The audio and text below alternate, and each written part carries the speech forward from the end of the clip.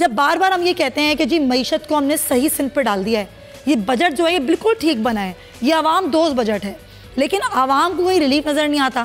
फिर अपोजिशन सड़कों पर आने की पूरी तैयारी कर चुकी है। ख्वाजा साद रफ़ीक की भी तमाम तर जो आज खिताब था वो पढ़ के मैंने अपने नाज़रीन को सुना दिया। इस सूरत हाल में क्या मिसाक़ मईशत पर या मिसाक़ जमहूरियत पर अगर अपोजिशन ऑफ़र कर रही है तो क्या हुकूमत बात करेगी या नहीं?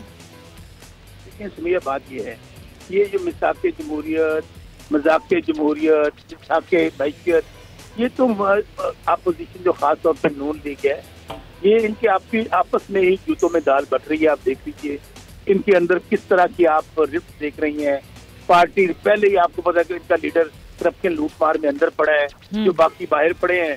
मियां शहबाज शरीफ ईलों के बेताज बादशाह हैं, रात के अंधेरों में कहीं पाँव में पड़े होते हैं, बाहर आते हैं तो वो बात करते हैं, उनकी भतीजी नहीं कर रही। बात सिर्फ इतनी है, डेफिनेटली हुकूमत वक्त का काम है अपने आवाम को रिलीफ देना, और उसके लिए गिवन सर्कमस्टेंसेस में जो हालात है इससे बेहतर बजट इसलिए नहीं दिया जा सकता था। तो भैया मुझे एक बात बताइए, आप सब लोग हम क्रिटिसिज्म तो कर लेते हैं, क्या 70 साल कभी तहरीक इंसाफ हुकूमत में रहे? हम तो नहीं रहे। क्या 30,000 अरब का कर्जा तहरीक इंसाफ ने लिया? क्या पूरा पाकिस्तान तहरीक इंसाफ ने रखा?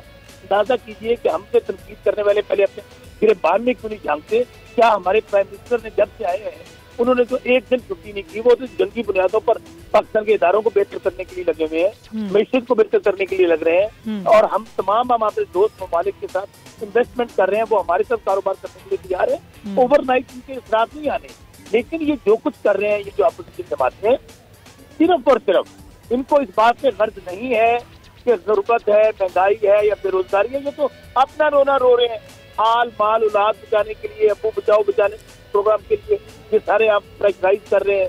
इसलिए जो प्राइम मिनिस्टर इमरान खान ने अपनी लास्ट स्पीच में कहा था, हुकूमत तो बहुत छोटी सी चीज है, मेरी जान भी चली जाए तो बिल्कुल कंप्रोमाइज नहीं करूंगा, नहीं छोड़ूंगा किसी चोर डाकू को, तो इसलिए हमें कोई परवाह नहीं है।